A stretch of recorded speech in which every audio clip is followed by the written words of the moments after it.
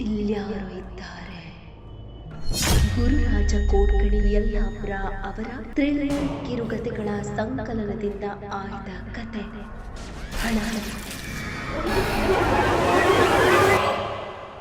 ಹಳಹಳಿಕೆ.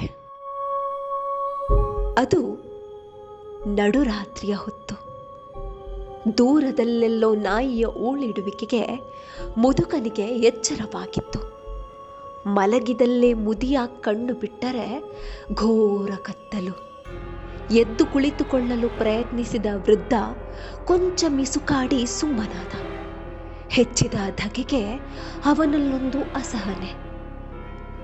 ಕಿರಿಕಿರಿಯಿಂದ ಮುಖ ಸಿಂಡರಿಸುತ್ತಾ, ಥತ್, ಇದಕ್ಕೊಂದು ಕಿಟಕಿಯೂ ಇಲ್ಲ, ಬೆಳಕು ಸಾಯಲಿ, ಸಣ್ಣಗೆ ಗಾಳಿಯೂ ಇಲ್ಲಿ ಬೀಸದು, ಹೀಗೆಂದು ಗೊತ್ತಾಗಿದ್ದರೆ ಹೂಳುವ ಬದಲು ನನ್ನನ್ನ ಸುಟ್ಟು ಬಿಡು ಎಂದು ಮಕ್ಕಳಿಗೆ ಹೇಳಿಬಿಡುತ್ತಿದ್ದೆ ಎಂದುಕೊಂಡ ಅವನು ಮಗ್ಗಲು ಬದಲಿಸಿದ.